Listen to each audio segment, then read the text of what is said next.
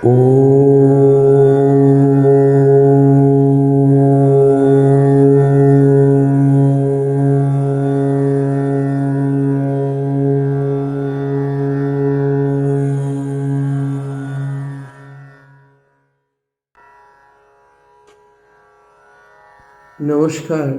পবিত্র কথা চ্যানেলে আপনাদের আবার স্বাগত জানাই আমার এই ষষ্ঠ পর্বে।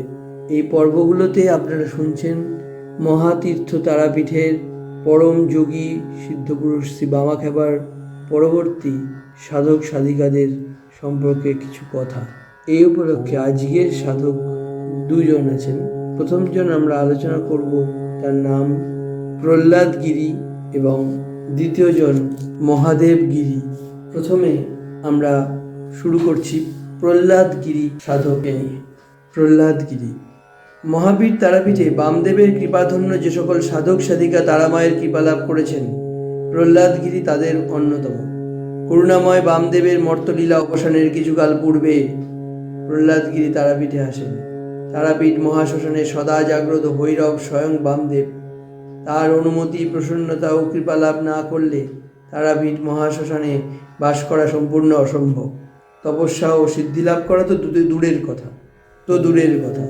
অন্তর্যামী বামদেবের সদাতীক্ষ্ণ দৃষ্টি এই মহাজাগ্রত, মহাপবিত্র ও তারামায়ের দিব্য লীলাক্ষেত্র মহাশ্মশানের ওপর।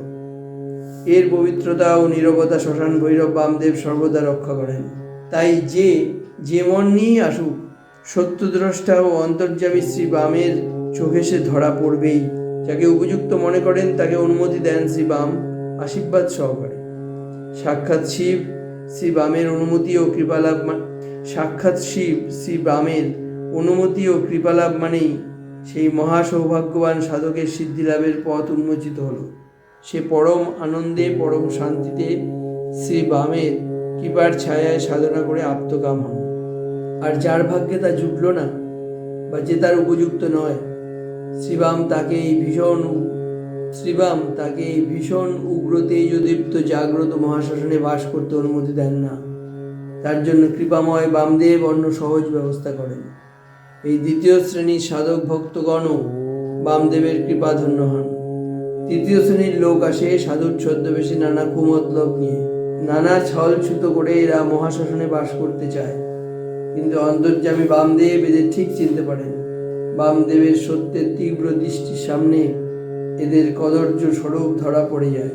তখন বামদেব ভৈরব মূর্তি ধারণ করেন।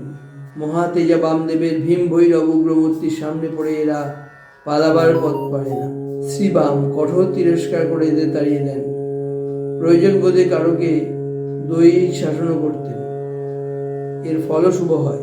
তারাময় বামদেবের দর্শন, শাসন ও স্পর্শনের ফলে এদের মধ্যে বিরাট পরিবর্তন আসে। পরবর্তীকালে অনেকে শোধিত হয়ে উত্তরকালে শুদ্ধ জীবন যাপন করে অবশিষ্ট জীবন ধর্মপথে অতিবাহিত করেন। এক কথায় শিবাবতার বামদেবের সংস্পর্শে যে যেভাবেই এসেছে তারই সার্বিক কল্যাণ হয়েছে পরিণামে।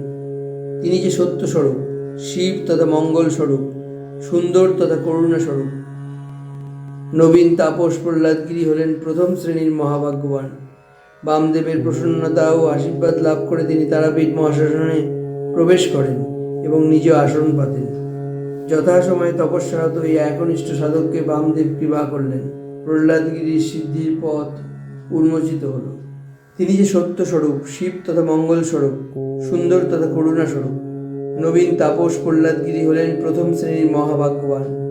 বামদেবের প্রসন্নতা ও আশীর্বাদ লাভ করে তিনি তারাপীঠ মহাশ্মশানে প্রবেশ করেন এবং নিজ আসন পাতেন। যথাসময়ে তপস্যারত এই একনিষ্ঠ সাধককে বামদেব কৃপা করলেন। প্রহ্লাদ গিরির সিদ্ধির পথ উন্মোচিত হল। প্রহ্লাদ গিরি যৌবনে গিরি সম্প্রদায়ভুক্ত এক সিদ্ধ শৈব সাধকের কাছে দীক্ষা গ্রহণ করেন। তারপর গুরুর নির্দেশে পরিব্রাজনার শেষে এই সুপ্রাচীন শক্তিপীঠে সাধনা করতে এলেন। শিব ও শক্তি মূলত একই। শিবকে আরাধনা করলে মূলত শক্তিকেই আরাধনা করা হয়।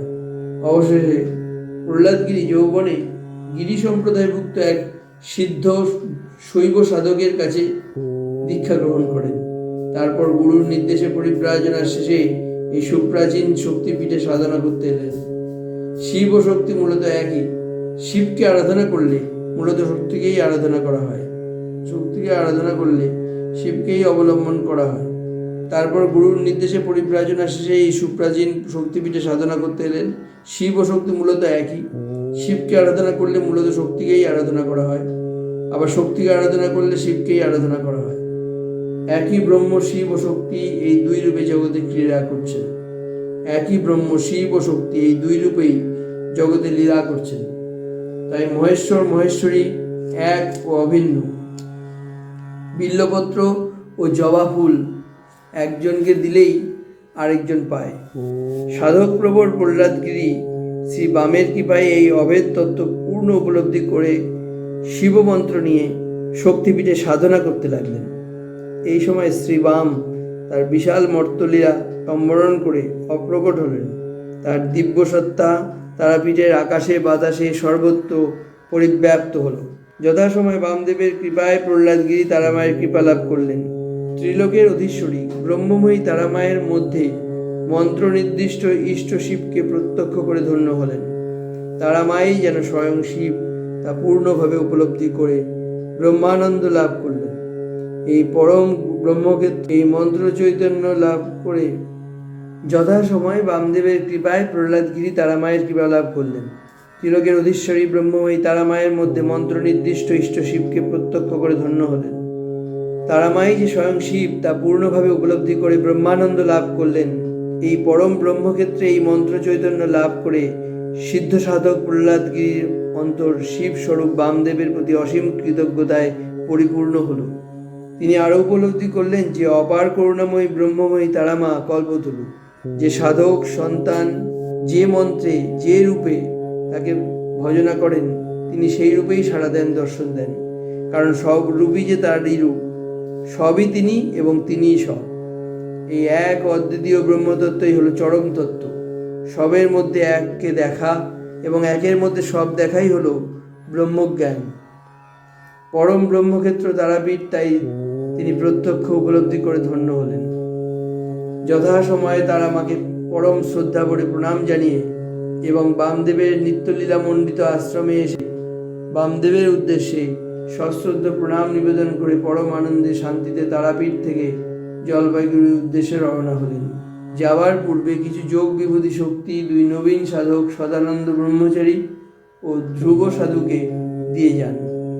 পরবর্তীকালে তাঁকে কেন্দ্র করে জলপাইগুড়িতে এক অধ্যাত্ম চক্র গঠিত হয়। তাঁকে কেন্দ্র করে গড়ে ওঠে এক অধ্যায় মণ্ডল। আমৃত্যু তিনি নিজ সাধনলব্ধ বাণী ও উপলব্ধি কথা শিষ্য ভক্তদের মধ্যে প্রচার করে যান। যথাসময়ে তিনি মহাসমাধিতে মরদেহ ত্যাগ করে নিজে ইষ্টে লীন হন। উপরোক্ত কাহিনীর জন্য এই এপিসোডে আরেকটি কাহিনী শুনবো আমরা। এই এপিসোডে আমরা মহাতীর্থ তারাপীঠে এবারের সাধক মহাদেবগিরি শ্রী শ্রী বামাখ্যাপার মহালীলা সম্বরণের কিছুকাল পূর্বে বর্ধমানের কাঞ্চননগর থেকে তারাপীঠে এসে উপস্থিত হলেন মহাদেবগিরি। ভাগ্যবান তাপস মহাদেবগিরিও প্রহ্লাদগিরির ন্যায় বামদেবের আশীর্বাদ ও কৃপা লাভ করেন। যথাসময়ে তারাপীঠ মহাশ্মশানে আসন পাতেন। দীর্ঘদিন কঠোর সাধনায় মগ্ন হন। এই সময় তারাপীঠ মহাশ্মশান যে কত ভয়ঙ্কর, কত সুন্দর, কত জাগ্রত তা তিনি প্রত্যক্ষ করেন। কখনো কখনো এর তীব্রতা এত বেশি হয় যে অনেক শক্তিধর সাধক পর্যন্ত সাময়িকভাবে শ্মশান ত্যাগ করে চলে যেতে বাধ্য হন। মহাদেবগিরিকেও একবার তা করতে হয়। এই শ্মশান বিভূতি চলাকালীন যেসব উচ্চকোটির সাধক কঠোরতমভাবে জীবন পণ করে অবিচলিতভাবে সাধনে মগ্ন থাকেন তারা বহু প্রাচীন সূক্ষ্মদেহী মহাত্মা, পূর্ব যুগের সুপ্রাচীন মুনি, ঋষি ও জ্যোতির্ময় দেহধারী দেবদেবীর দর্শন ও কৃপা লাভ করেন। তিলকের অধীশ্বরী তারামায়ের এই নিত্যলীলার ক্ষেত্র যে কত পবিত্র, কত মধুর তা একমাত্র উপলব্ধি সাপেক্ষ। যুগ যুগান্ত ধরে লীলাময়ী তারামায়ের এই নিত্যলীলা অব্যাহত রয়েছে।